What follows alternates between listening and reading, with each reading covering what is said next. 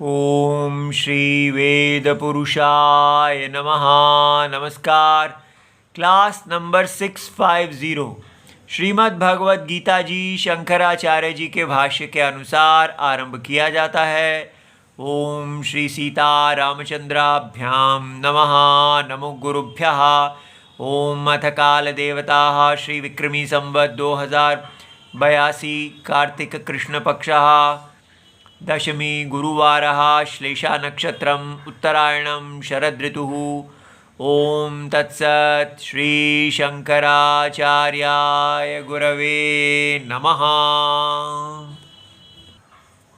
मत्तः परतरं नान्यत् किंचिदस्ति धनंजय मयि सर्वमिदं प्रोतं सूत्रे मणिगणा इव। अध्याय नंबर 7 और श्लोक नंबर 7 पुस्तक है Gita press Gorakhpur, book number 10, Shankaracharya ji के भाष्य वाली भगवद गीता जी। अब ये 7वें श्लोक में भगवान ऐसा कह रहे हैं कि मत्तः परतरम नान्यत् किंचित अस्ति। हे धनंजय, मुझसे और व्यापी, भगवान कह रहे हैं मैं सर्वव्यापी हूं, ऑल परवेडिंग। कोई भी ऐसी वस्तु नहीं है जिसका मैं बना हुआ हूं। मेरा ही सब कुछ बना हुआ है। मैं ही इस जगत का मटेरियल हूं और मैं ही इस जगत का इंटेलिजेंट कॉज हूं। कारणम, जगत कारणम माने कोई भी सृष्टि जो होती है उसको दो कारण चाहिए होते हैं। एक, जैसे घड़ा बनाएंगे तो एक उसके लिए मटेरियल, किस चीज का बना हुआ है वो घड़ा, तो हम कहते हैं मटेरियल कॉज, उसको बोलते हैं उपादान कारणम। तो सारा घड़े का नाम और रूप मिट्टी का बना हुआ है और उसको बनाने के लिए एक चेतन व्यक्ति चाहिए, जो कुंभकार, उसको बनाने वाला। तो अब भगवान कह रहे हैं कि मैं ही इस जगत का परतरम, स्वयं मैं ही इस जगत का चेतना हूं, ज्ञान, और मैं ही वही ज्ञान, ये सारा जगत बन गया है। सर्वव्यापी ज्ञान स्वरूप सच्चित अस्ति आत्मा। तो ये परतरम बहुत गहरा शब्द है। मुझसे और व्यापी, संसार में एक कार्य का कारण एक और है, उसका कारण और है। लेकिन याद रहे, हमारे मन में कार्य कारण सुनते ही आ जाता है कि दूध फटा पनीर बना। ऐसे हम लौकिक कॉजेशन देखने लगते हैं जो साइंस जानती है। यहां कौन सी कॉजेशन है जिसको साइंस नहीं जानती है? सत्य के अज्ञान से जो एक मिस्टेक होती है उसको कहते हैं इफेक्ट। उसको आप माया इफेक्ट समझिए, माया कार्य समझिए। तो सत्य ही असत्य में व्यापक होता है। ये व्यापक व्याप्य भाव, व्याप्य माने परवेडेड और व्यापक माने परवेडर। तो व्यापक, सर्वव्यापक सत्य अपनी मिस्टेक के अंदर सर्वव्यापक होता है। जैसे रस्सी अपनी मिस्टेक रूपी सांप के अंदर सर्वव्यापक है। पूंछ में देखेंगे तो भी रस्सी, सिर में देखेंगे तो भी रस्सी, उसकी धड़ में देखेंगे वहां भी रस्सी। ठीक है, क्यों? क्योंकि सर्प की अपनी कोई सत्ता ही नहीं है, वो रस्सी की ही सत्ता को हम सर्प की सत्ता समझ रहे हैं। इसी प्रकार भगवान यहां पर कहना चाहते हैं कि ये सारे जगत की जो सत्ता है, जहां भी आप समझते हैं कि ये सत्ता जो है ये नाम रूप की है, ये शब्द अर्थ की है, ये सारा जगत शब्द अर्थ रूप है, उस जगत में जो सत्ता है वो सत्ता मैं हूं। उस शब्द अर्थ को जानने वाला क्षेत्रज्ञ वो मैं हूं। इस प्रकार भगवान ने हमें बताया है कि उनकी दो प्रकृतियां हैं, दो शक्तियां हैं। एक है परा शक्ति और दूसरा अपरा, परा प्रकृति अपरा प्रकृति। और वो कह रहे हैं कि ये दो, इसी से सारी सृष्टि है और इन दोनों का कारणम भगवान है। अब बात समझ में आई कि भगवान की दो प्रकृतियां, दो शक्तियां इस सारे जगत को बनाती हैं और भगवान इन दोनों शक्तियों के सर्वव्यापक आत्मा हैं। इसलिए सबसे बड़े भगवान कह रहे हैं मैं मत्तः परतरम। ठीक है, ये अपरा है, नीची है, ये उसकी तुलना में ऊंचा है, लेकिन इन दोनों से ऊंचा चेतन केवल परम सत्य है, जिसने इन दोनों को, अपरा और परा को धारण किया हुआ है। ये देखिए कितना गहरा है। तो मत्तः परतरम नान्यत, कोई अन्य चीज ऐसी नहीं है जो मेरे से अधिक व्यापी हो। किंचित अस्ति धनंजय, कुछ भी नहीं है। तो उदाहरण देके समझाते हैं, मयि सर्वम इदम प्रोतम, ये सारा जगत जो मेरी दो प्रकृतियों का बना हुआ है वो सब मेरे में ही बुना हुआ है। जैसे सूत्र में मणियां होती हैं, जब तक सूत्र में सारे पर्ल्स, सारे मोती हैं, उस एक सूत्र उन सबको जोड़े रखता है।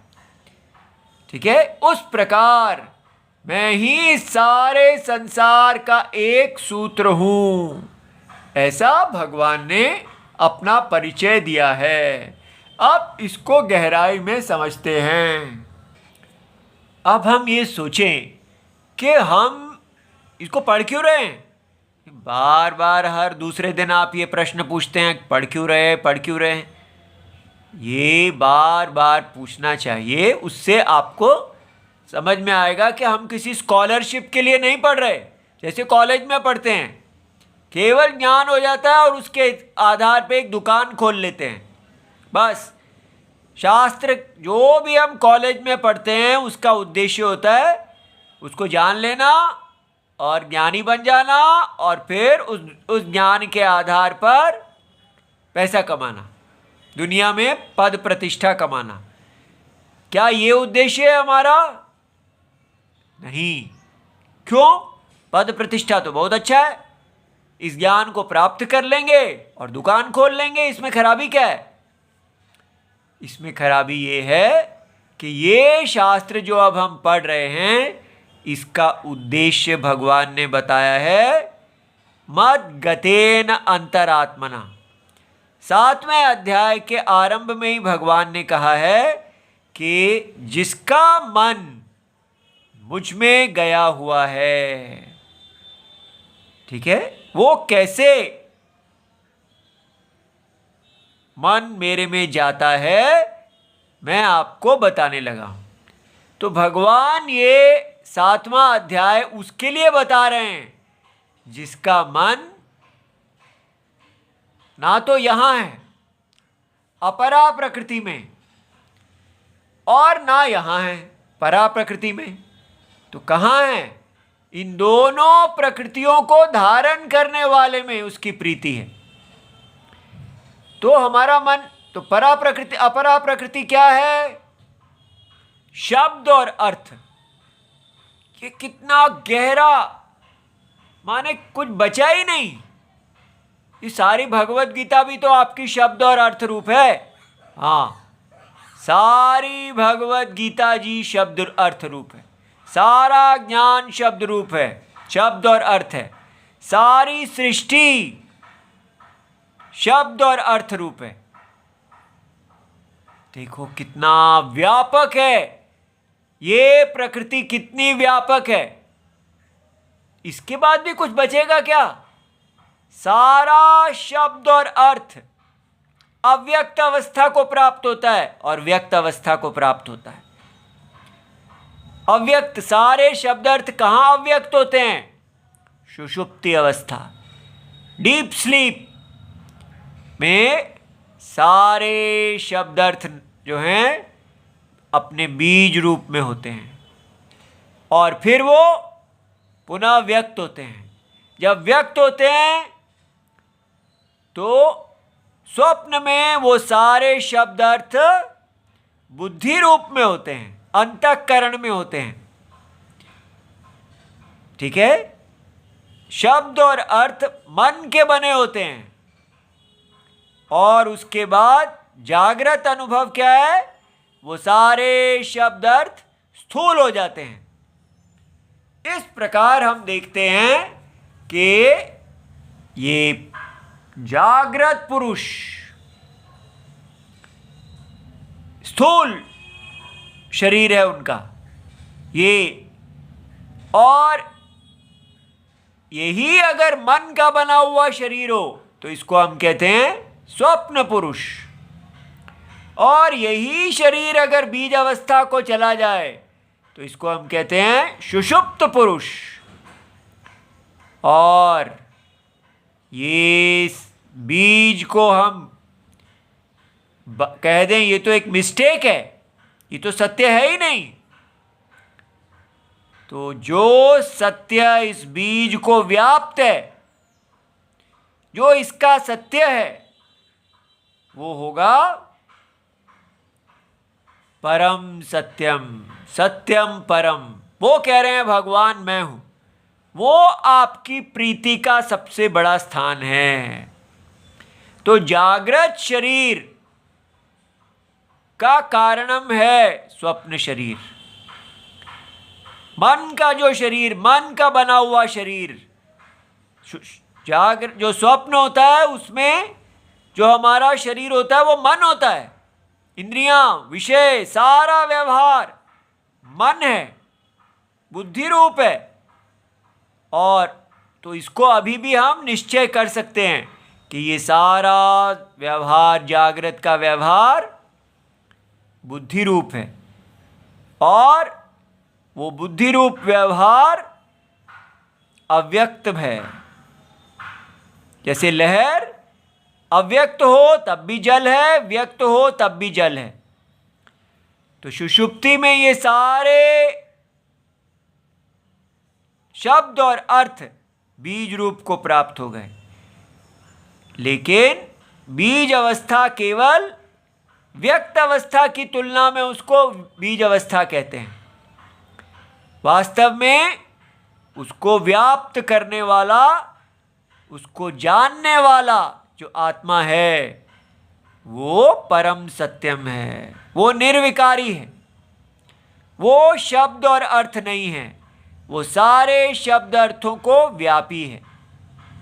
वो भगवान कह रहे हैं परम सत्य है। ठीक है? तो उस परम सत्य से आपको प्रेम होना चाहिए क्योंकि वो आप ही हैं। आत्मा ही प्रेम का स्थान है। आत्मा से प्यार करना हमारा स्वभाव है, क्योंकि वो हम हैं। ये नाम रूप हम नहीं हैं, इनसे प्यार झूठा है। इसीलिए भगवान सत्य से प्यार करवाने के लिए हमें ये बता रहे हैं। तो ये बात समझ में आई कि इसको जानने का उद्देश्य इस ज्ञान को प्राप्त करके इसकी दुकान खोलना नहीं है, बल्कि देखना है कि यदि इस ज्ञान से जब हम अंतरात्मा अपने स्वरूप से प्रेम करते हैं तो हमें सब प्राप्ति हो जाती है।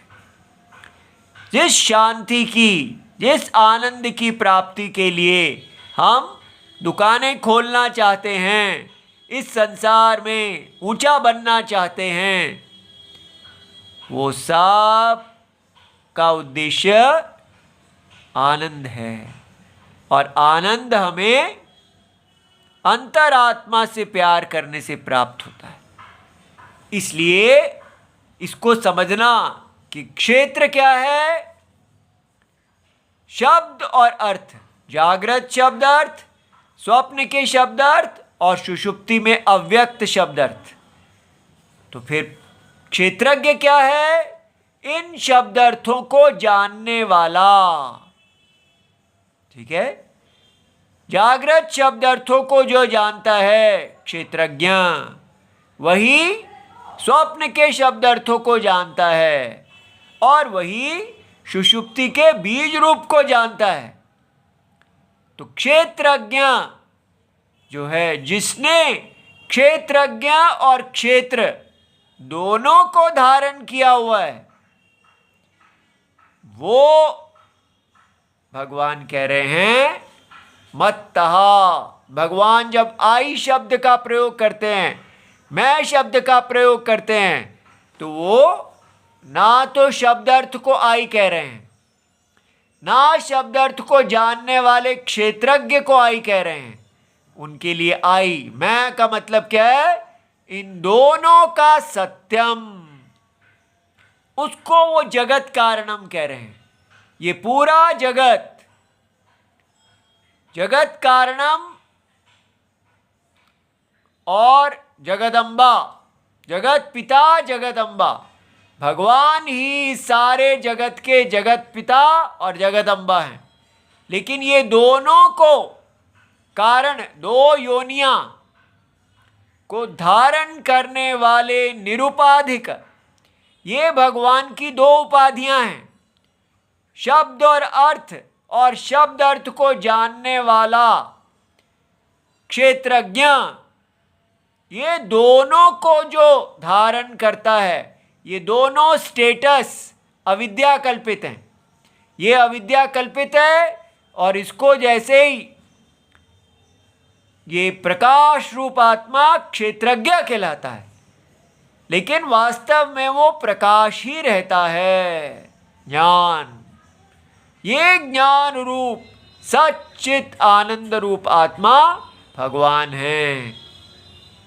ठीक है, ये सच्चिद आनंद रूप आत्मा भगवान कह रहे हैं कि मत्तः परतरम नान्यत, इस नारायण रूप में से कोई भी अन्य बड़ा नहीं है, व्यापी नहीं है।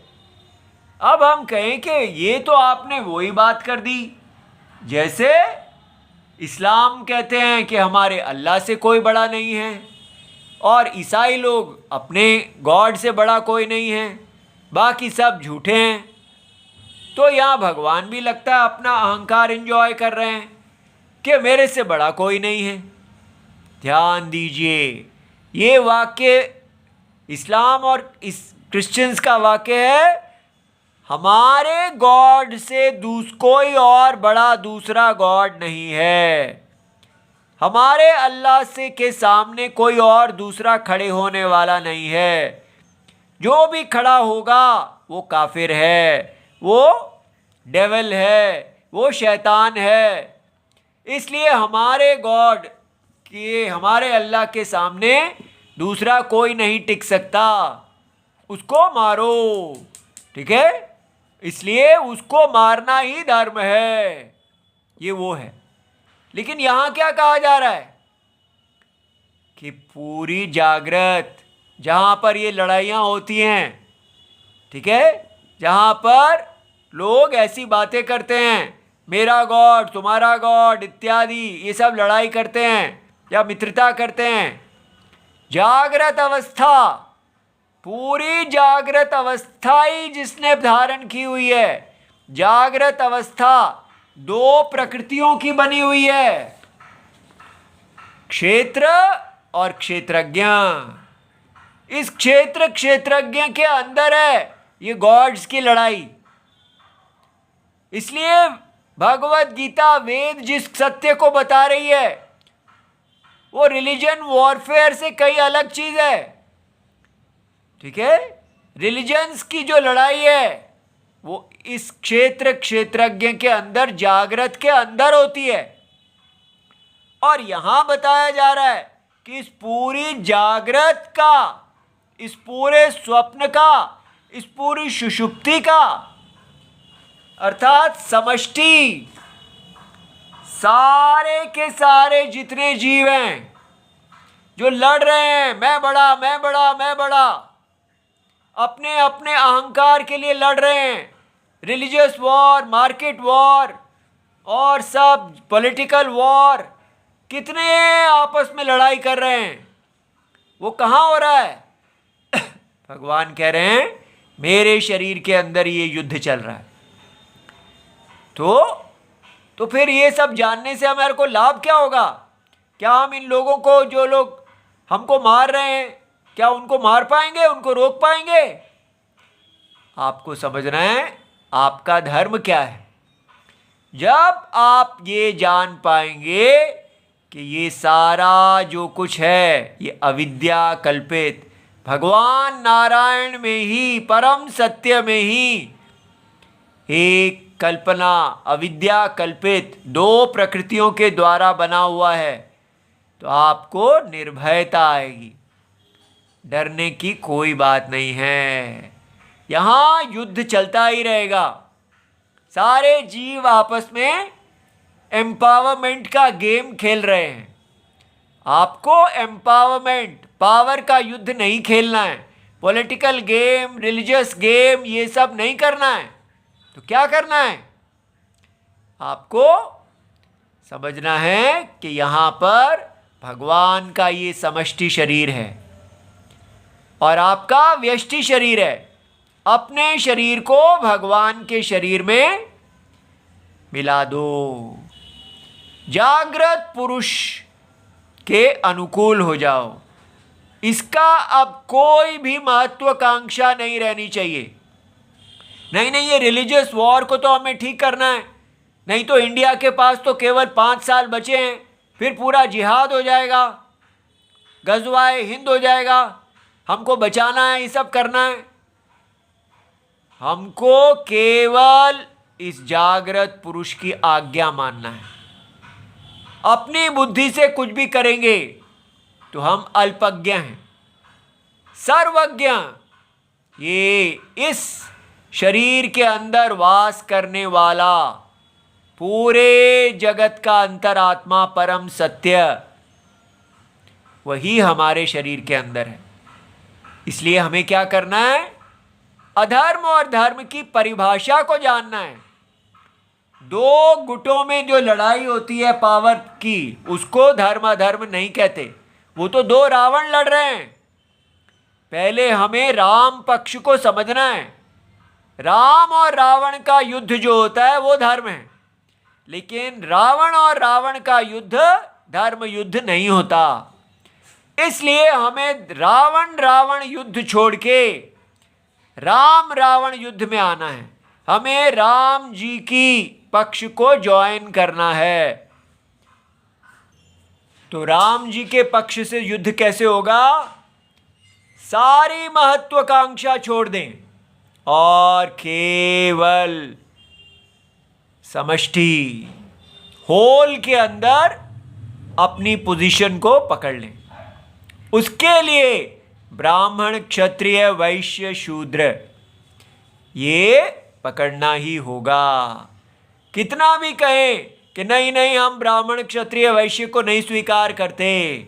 आप स्वीकार करें ना करें, भगवान का सिर, भुजा, जांग और पैर वर्ण आश्रम रूप है, यही धर्म है। जन्म से ही आप इस वर्ण आश्रम में पैदा हुए हैं, इसको भागते रहेंगे तो आप में एक राग द्वेष है। क्यों भागना चाहते हैं? क्यों स्वीकार नहीं करना चाहते कि मैं जन्म से ब्राह्मण हूँ, ब्रह्म जन्म से क्षत्रिय हूँ, जन्म से मैं स्त्री हूँ? अपने जेंडर को ही स्वीकार नहीं करना चाहते। क्यों स्वीकार नहीं करना चाहते? क्या हानि है? नहीं, अगर मैंने उसको स्वीकार कर लिया तो मुझे किसी को बड़ा मानना पड़ेगा, मैं छोटा हो जाऊंगा। या अगर मैंने उसको स्वीकार कर लिया तो मैं अपनी स्वेच्छा से नहीं जी पाऊंगा। मैं ब्राह्मण हूं, मुझे वेद अध्ययन करना पड़ेगा, मेरा वो दिल नहीं करता। मेरा दिल करता है कि मैं इंडस्ट्री का चीफ बन जाऊं, मैं क्रिकेट खेलूं। मैं अपनी मर्जी कैसे छोड़ दूं? इसलिए अपनी मर्जी छोड़नी पड़ेगी। इसलिए मैं वर्ण आश्रम को नहीं मानना चाहता। यही आपको मर्जी क्यों चाहिए? जब तक हम अपनी इच्छा के अनुसार जीना चाहते हैं तब तक हमारा राम जी से प्रेम है ही नहीं। इसी से प्रेम है। यही सबसे बड़ा अहंकार राक्षस है, यही रावण है, यही अनर्थ हेतु है। जब तक आप अपनी कहानी बनाते रहेंगे, मैं सब जानता हूं, मैं ही राम जी का रूप हूं, मैं ही सर्वज्ञ हूं, ये छोड़ना होगा। इस असुरता को पहचानिए। ये जो है, जब तक होल नारायण के अंदर अपने आप को घोलेगा नहीं, जगत की आत्मा, जगत का शरीर, उसमें जो आपकी पोजीशन है वो आपका स्वधर्म है। इसलिए जब हम स्वधर्म को करेंगे, ब्राह्मण क्षत्रिय, तो हमारे अंदर के ब्राह्मणत्व का विकास होगा, क्षात्र धर्म का विकास होगा, वैश्य शूद्रत्व धर्म का और बहिष्कृत धर्म का, स्त्री धर्म का। ये धर्म जो है, ये ही नारायण का बल है, ये राम है, और इसके बल पे धर्म की रक्षा होती है। यही भगवान से प्रीति है। ये बात समझ में आई? तो ये सारी कहानी जानने का उद्देश्य केवल इतना है कि हम सत्य से प्रीति करें और वो प्रीति हमें मोक्ष दे।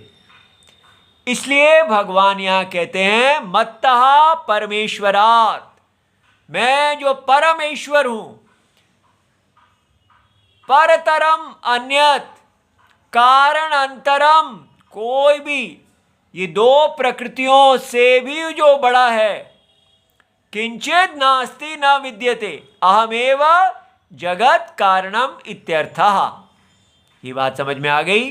परा प्रकृति और अपरा प्रकृति को धारण करने वाला मैं जगत कारणम हूं। हे धनंजय, यस्मात् एवं, जिस कारण से ये है, तस्मात्, इसीलिए, मई परमेश्वरे, मुझ में, मुझ परमेश्वर में, सर्वाणि भूतानि। तो सारे रिलीजन्स वाले कि केवल हिंदू ही हैं?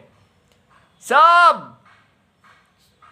जितने भी रिलीजन हैं, चाहे हिंदू कोई भी माइनॉरिटी रह जाए, कुछ भी हो जाए, सब जितने भी नाम रूप हैं, जितने भी जीव हैं, हिंदू मुसलमान आदि, सब मेरे में ही सर्वमिदं जगत प्रोतम।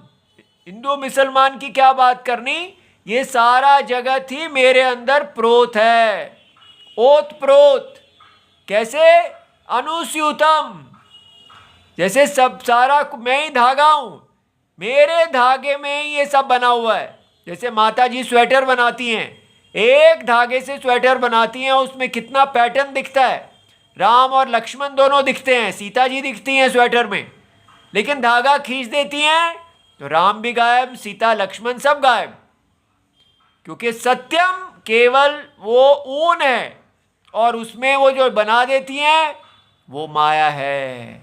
भगवान कह रहे हैं मैं ऊन हूं इस स्वेटर की, अनुगतम अनुविद्धम, चाहे समझो मेरे में उकेरा हुआ है या मेरे में पीछे आया हुआ है, मेरे में ग्रथित है, सब मेरे में ही बांधा हुआ है। इन शब्दों से समझो मिस्टेक सत्य के अंदर होती है। तो दीर्घ तंतुषु, जैसे कपड़ा एक लंबा तंतु होता है और एक छोटा होता है, तो दीर्घ धागे में पटवत सारा कपड़ा उस दीर्घ तंतु में ही है।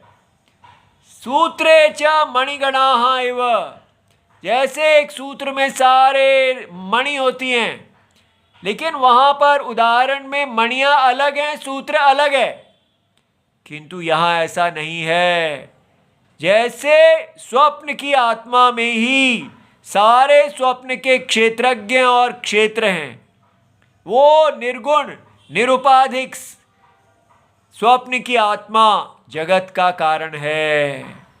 कितना बड़ा, इसको जो भी ग्रहण करेगा वो एकदम शांत हो जाएगा और अपने सारे राग द्वेष छोड़ के धर्म का दर्शन करना चाहेगा और अपने वर्ण और आश्रम के अनुसार जो उसने जन्म से प्राप्त किया है, भगवान से कहेगा हे भगवान मुझे मेरे धर्म में डाल दीजिए, बहुत भटक लिया, अब आपसे ही प्यार होगा।